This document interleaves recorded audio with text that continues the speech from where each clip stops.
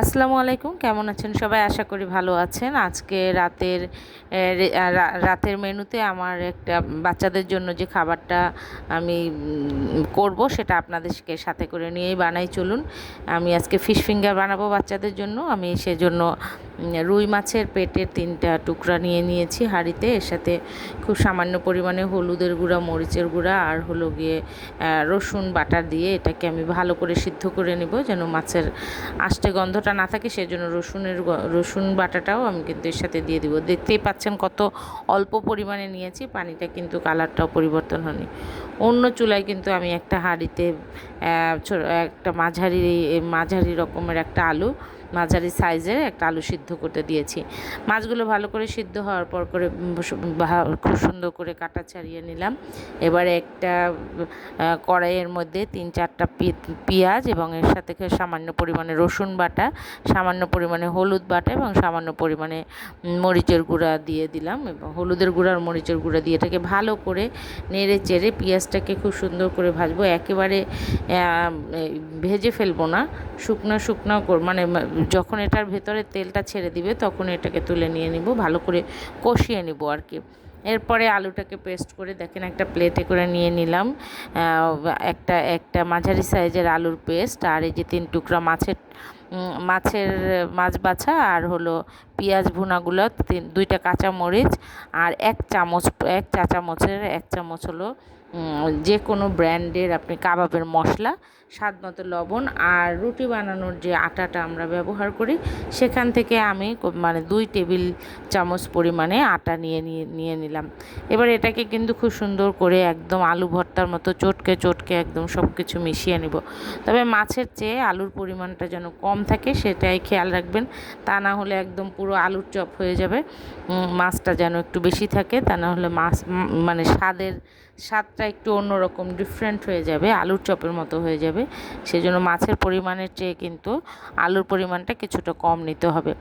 এটাকে এমনভাবে মাখাতে হবে, মাখাতে একদম যেন প্রত্যেকটা ইনগ্রেডিয়েন্ট যেন এর সাথে মিশে যায়। আর এই দেখেন এই পেঁয়াজের সাথে যে তেলগুলো ছিল সেগুলো দিয়ে মাখানোর পরে কি সুন্দর আঠালো হয়েছে এবং চটচটে হয়েছে। এবং এবার ভালো করে হাতটা পরিষ্কার করে নিয়ে মুছে এরকম 2 হাতে তেল লাগিয়ে এবার কিন্তু আমি এটাকে শেপের আকার এটাকে শেপ দিব একটা। তো হচ্ছে আমি লম্বা চিকন করে নিচ্ছি, অথবা ডিম্বাকৃতির করে করব আমি, মানে এরকমই লম্বা করে নিচ্ছি। আপনারা যেরকম খুশি শেপ দিতে পারেন। তো হচ্ছে গিয়ে এই দেখেন কি সুন্দর হয়ে গেছে, মানে দেখেই বোঝা যাচ্ছে যে এটার মণ্ডটা কত সুন্দর হয়েছে এবং দেয়া যাচ্ছে, কোনো রকম ভেঙে যাচ্ছে না, ফেটে যাচ্ছে না, দেখেই মনে হচ্ছে খুব সুন্দর হয়েছে জিনিসটা। তো এটাকে এখন চেপে এরকম আঙ্গুল দিয়ে আর হাতের তালু দিয়ে সুন্দর করে অনেকগুলো বানিয়ে নিলাম। মাত্র 3 টুকরো মাছে কতগুলো হয়ে গেল দেখা যাচ্ছে। এবার আমি এখানে কিন্তু ওকে কোট করার জন্য নিয়েছি সেমাইটাকে হাত দিয়ে চেপে গুঁড়া করে নিয়েছি, আর একটা ডিম ফেটিয়ে নিয়ে তার ভিতরে চুবিয়ে এবার সেমাইটাকে কিন্তু শক্ত করে গায়ে লাগিয়ে দিচ্ছি। এবং এটা কিন্তু ব্রেড ক্রামের চাইতে সেমাই দিয়ে করলে দেখতে খুব সুন্দর লাগে। আমি এই মাছের এই রেসিপিটা যখনই করি আমি সবসময় এটাকে সেমাই দিয়েই কোট করি, এবং এটা আমার দেখতে খুব ভালো লাগে নিজের কাছে, এবং ভাজার পরে কিন্তু খুব সুন্দর লাগে জিনিসটা। তো এভাবে চেপে সেমাইগুলো একটু একেবারে গায়ের সাথে লাগিয়ে দিতে হবে, যেন মানে খুলে না যায়, ঝরে না যায়। তো এরকম একটা করে লাগিয়ে নিচ্ছি সবগুলো।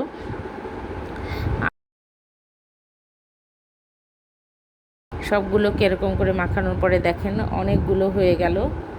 মাত্র 3 টুকরো মাছ দিয়ে আমি কতগুলো ফিশ ফিঙ্গার করে নিলাম। এগুলোকে কিন্তু এখন ডিপ ফ্রিজে 8 থেকে 10 মিনিট রাখতে হবে। যদিও আজকে আমি এতটা সময় নেই আমার হাতে, আমি রাখবো না, আমি তাড়াতাড়ি খেতে দিয়ে দিব, সেই জন্য আমি মাত্র 4 মিনিটের মতো রাখছি ফ্রিজে।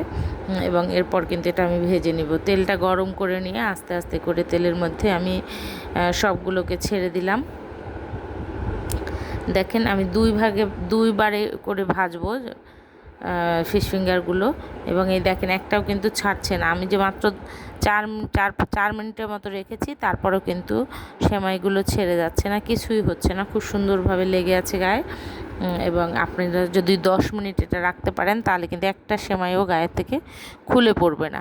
আর এই যে কি আস্তে আস্তে করে মিডিয়াম লো হিটে কিন্তু আমি এটাকে ভেজে নিচ্ছি, এবং ভিতরটা যেন একদম মুচমুচে হয়ে যায় সেরকম করে। খুব হাই হিটে ভাজা হয় তাহলে ভেতরটার যে রসালো জলীয় যে অংশটা সেটা কিন্তু সেরকমই থেকে যাবে, নরম প্যাচপ্যাচে হয়ে যাবে।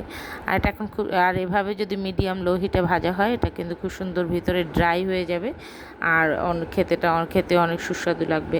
তো এই যে তৈরি হয়ে গেল মাত্র 3 টুকরো রুই মাছ দিয়ে আমার সুন্দর একটা রেসিপি। এবং এই মাছের বোলটা আমি চুজ করলাম মাছ দিয়ে বানানো রেসিপির জন্য।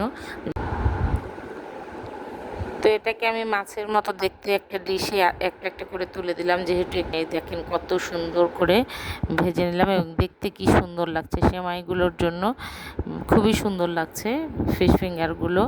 এবং এই যে ফিঙ্গার হয়ে গেল। তো আপনাদের পছন্দ হলে রেসিপিটি আপনারাও সহজ সরলভাবে এভাবে বানিয়ে নিতে পারেন। একটা ভেঙে আমি দেখাচ্ছি ভিতরটা কতটা ঝরঝরা এবং কতটা শুকনা ড্রাই হয়েছে।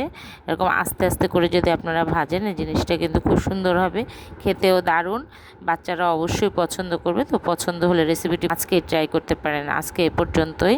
আল্লাহ হাফিজ, ভালো থাকবেন সবাই।